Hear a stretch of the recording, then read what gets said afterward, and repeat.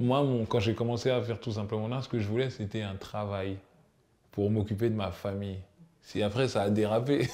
Et après, il y a eu César, Cannes et tout. Mais moi, donc les Césars, quand j'ai eu le César, j'étais super content. Mais c'était franchement pas un objectif.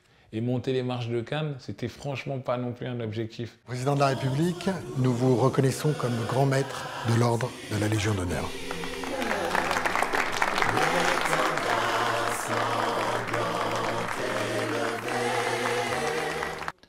Votre bande de cinéma. Ouais, il paraît, ouais. On m'a dit que j'avais une bande de cinéma, mais c'est pas une bande de cinéma. C'est les gens avec qui j'aime être et qui sont talentueux. Tu vois, je prends pas des gens pour les prendre comme ça. Mais c'est vrai quand même que Fadili Camara, Éric Judor. Farid, je l'ai rencontré pour Tout simplement Noir. Fadili aussi, Éric Judor aussi. Marina Foïs aussi, que j'adore. Elle, je l'ai rencontrée pour l'année du requin et après, je l'ai mis en place. Ouais, non, en fait, le cinéma, c'est des rencontres. Et donc, à chaque fois que je rencontre quelqu'un qui occupe de la place dans mon esprit ou dans mon cœur et que j'aime bien, j'ai trop envie d'être avec elle tout le temps, en fait, avec cette personne. Et on m'a déjà dit, mais ça va, toi? C'est ma sœur qui m'avait dit ça, ou mon frère, ils m'ont dit, ça va, toi, Fadili, Farid, Éric Judor, c'est toujours la même chose? Tu fais la même chose qu'ils font dans le cinéma français? J'ai dit non, mais c'est juste que j'aime bien être avec eux et je les trouve super doués. Mais ça m'empêche pas ah oui, Raphaël, de traîner avec Raphaël, de traîner avec Jonathan Cohen ou François Civil avec qui j'ai tourné, ou Gilles Lelouch, ou Anaïs Desmoustiers, ou Vincent Lacoste. C'est que des gens avec qui j'ai tourné, tu vois, et on a gardé Oulaya Amamra. C'est des gens avec qui, voilà, j'ai travaillé et le contact, il reste et j'aime bien garder le contact avec les gens. J'aime pas trop le truc de tourner un film, après tu passes à autre chose, tu calcules personne. Ok, ok. Vous venez de tout en bas et vous avez l'opportunité de changer les choses là-haut.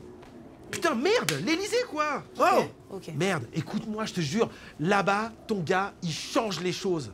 Et toi, que dalle, à poser des tresses à n'importe qui, enfin, ça lui ira jamais, regarde là. Regarde là, regarde. Là, des tresses. On est sérieux? Jouer l'amour au cinéma. Aïe. C'est quelque chose de très particulier pour moi parce que je suis quand même assez pudique. La première fois que j'ai joué genre l'amoureux dans un film avec des bisous et tout, c'est dans Pourquoi tu souris avec Camille Rutherford.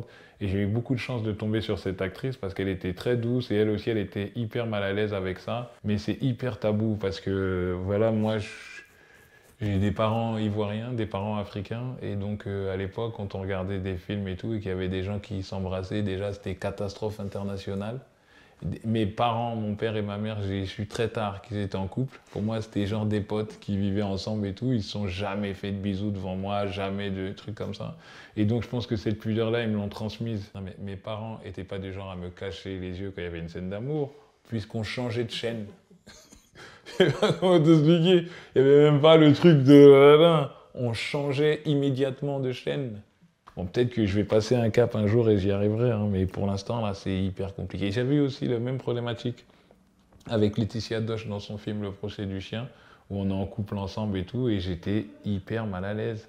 Mais je sais pas pourquoi, parce que en même temps, je suis acteur et donc il faut raconter des histoires avec le corps, tout ça, mais j'étais hyper mal à l'aise, méga mal à l'aise, archi mal à l'aise. Le stress, j'essaye de pas trop en avoir. Parce que je me dis que la vie, c'est tellement extraordinaire. Et puis moi, ma vie à moi, en tout cas, j'arrive de tellement loin que là, j'essaye de vivre ça comme un cadeau, comme quelque chose de beau, quelque chose de lumineux. Et parfois, j'essaye d'être stressé sur des tournages. Mais je peux pas, j'arrive pas. Quand je suis sur le plateau d'en place, ou sur un film que je réalise, ou un film dans lequel je joue, déjà que je joue dans des films, je trouve ça fou, frère. Au début, à chaque fois que je recevais des scénars et tout, je disais à mon agent, c'est incroyable, t'as vu, lui, il m'a appelé et tout. Mon agent, il en avait marre et il m'a dit, mais attends, on t'appelle parce que t'es acteur. J'ai fait, arrête d'être étonné à chaque fois qu'on t'appelle. Moi, quand j'ai commencé à faire tout simplement là, ce que je voulais, c'était un travail pour m'occuper de ma famille. Si après, ça a dérapé.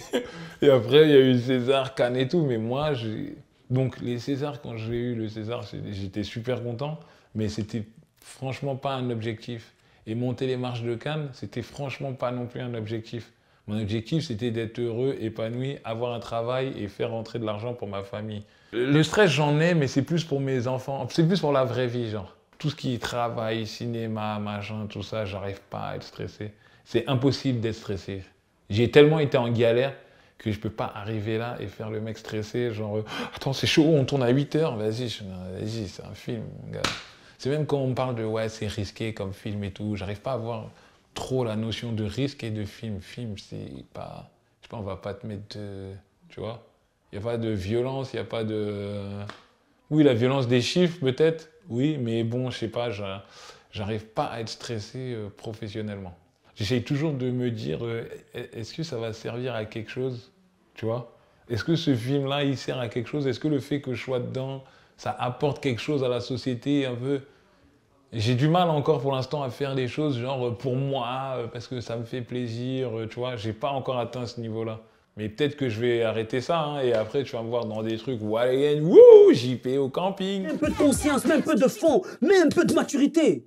C'est tout. Ah, ça va. C'est pas le rappeur préféré des collégiens qui va me donner des leçons de rap. T'as tort ou t'es pas tort? Enlève ta main, enlève ta main, enlève ta main, sérieux, enlève ta main. J'ai dit une connerie? Être torse nu à l'écran, ouais. Être torse nu à l'écran, en fait, je t'explique, moi je suis un méga fan de Tupac.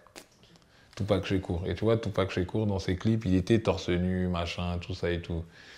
Et en tant que rappeur raté, j'ai toujours envie de faire comme Tupac, ou comme les rappeurs un peu américains des années 90. C'est tellement so has-been, je me rends compte en même temps que je parle. Parce qu'aujourd'hui, les rappeurs se mettent plus torse nu. Il n'y a plus trop de rappeurs torse nu. Si, j'ai vu Kobalade torse nu à un concert, là. J'ai vu Lacrim aussi qui faisait un peu ça. Je me trouve pas spécialement bien gaulé ou quoi que ce soit, hein, franchement. En plus, je devrais faire du sport quand même. Je vois déjà sur les trucs et tout. Quand je me mets torse nu, des fois, je vois, je fais « Oula !» J'y fais... C'est bien beau de se mettre torse nu dans les films, mais il faut faire gaffe quand même, parce que là, t'es plus tout jeune, hein. J'adore être torse nu à l'écran, j'adore ce que ça dit, j'adore la liberté du corps, le corps qu'on met comme ça. Tout simplement, là, j'étais torse nu, dans un plat, je me mets torse nu. J'adore, oui, la posture du gars torse nu et qui n'a pas honte de son corps, qui s'affirme. Et puis j'adore l'idée de ne pas être bien gaulé. De ne pas être bien gaulé et de s'assumer et de, oui, c'est pas parce que t'as pas de muscles que tu peux pas te mettre torse nu. Marianne sale pute, Marianne sale pute. Regarde-moi dans les yeux quand tu zappes mes aïeux, ouais. Marianne sale pute, viens me sucer la teute, il va niquer ta ref. Marianne sale joint, viens me faire un petit câlin. Parle-moi de la République, ça va me filer la trique. En fait, le rap pour moi c'est comme de l'eau, quoi. Ça fait vraiment partie intégrante de ma culture, ça fait partie de l'être que je suis, ça m'a construit. Le fait même de rapper, le fait d'en écouter, ça a construit mon identité. Il faut savoir aussi que je suis un espèce de rappeur frustré, raté. Et donc mon vrai but dans la vie, ma quête vraiment idéale, mon idéal à moi, ce serait de sortir un album, mais un vrai album, genre. J'aimerais bien qu'un producteur tombe sur un de mes freestyles et qu'il dise « Waouh, il est marrant !» Mais j'avoue, il rappe de fou. Eh, venez, on lui signe un album. Mais je pense que je le ferai. Alors, au-delà de tout, faire un album, ce serait faire un concert. Alors là, waouh. Mon nom de rappeur, c'est Mac Z. Parce que je viens des années 90, donc je suis un peu ringard. À mon époque, c'était la West Coast. Donc je m'inspirais d'un rappeur qui s'appelait Mac 10. Sauf qu'avec le temps, c'est un peu dépassé Mac Z. Mais Mac Z, Z pour Mac Zadie, t'as capté? Le Z, il est comme ça, tu vois. Mac Z. La trique, Marianne sale pute, c'est l'heure de la culbute. Bleu, blanc, rouge, ouais, faut que ça bouge, ouais. Bleu, blanc, chiasse.